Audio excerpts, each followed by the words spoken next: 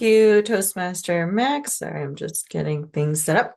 All right. Good morning, fellow Toastmasters.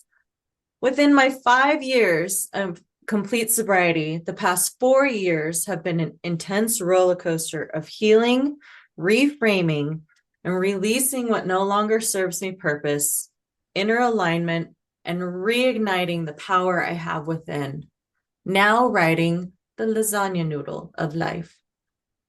Along the way, there have been vast variety of trial and error, failure and success, blood, sweat, and tears. Thus is life, right? The beneficial foundation for progressive healing and stability I have stood on in my sobriety contains 4 pillars of holistic focus and somatic responses.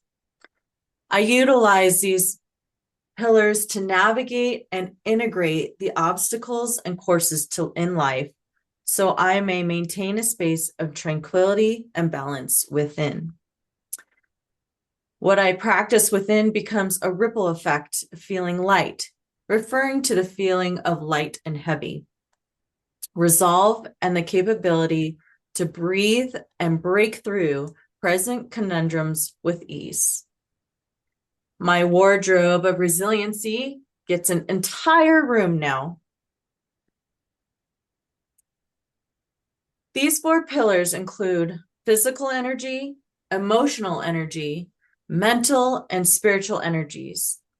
Each one of these multi-dimensional energetic pillars that I have in my toolbox has brought value and practical application back into my life.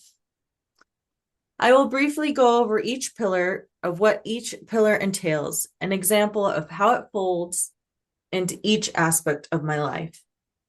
I will begin with physical energy. That includes a big one, which is rest and relaxation. Without sufficient R&R, you know the saying, someone needs their beauty sleep. I'm not talking about the physical beauty. I'm referring to the inner beauty. If my inner beauty isn't right and not rested, my outer beauty is not very pretty. My responses to situations can be out of line, negative, when I don't get that good beauty sleep. Another aspect of physical energy is nourishing holistically.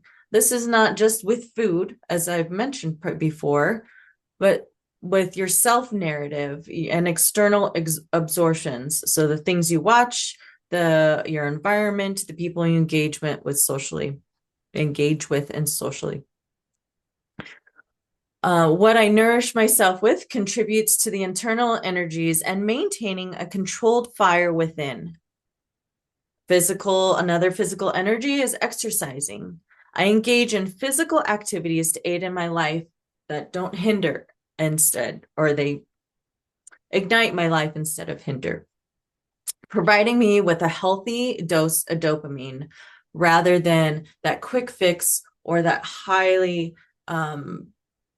pumped need in my addictions of adrenaline or dopamine. The next pillar is emotional energy. I can contribute mindfulness and bodyfulness to what serves me purpose instead of depleting my energy with what I watch on the telly to how I respond to conflict due to external environment, or I manage my own internal pipelines of thought processes. I prioritize the time I have to pay mind to my personal needs and social engagement, taking the time to honor what I need. The third pillar is mental energy. I was in a space of being stuck on a replay button in my mind, going down all the rabbit holes that I could create. My remedy was somatic trauma therapy. This was one of the most hardest transitions I've ever endured. And part of that was feeling. Ugh, who wants to feel and feel the feels? Well, in turn, I found out I did because I had numbed out so much in my addictions. Being disciplined in every choice I made, whether physical, mental, or internal. I chose to rise and shine instead of flying with the dust and the wind. Lastly, the fourth pillar, I gain strength from my spiritual practices. Over time, I've collected different practices from many cultures. My spiritual energy is what aligns with my values, what charges me to continue with my day-to-day life. To name a few practices are yoga, tai chi, and qigong. These have served me purpose by keeping me balanced in all aspects of keeping and maintaining mobility in life. How do you navigate and integrate your energy approaches in life? Back to you, Toastmaster Max. Thank you.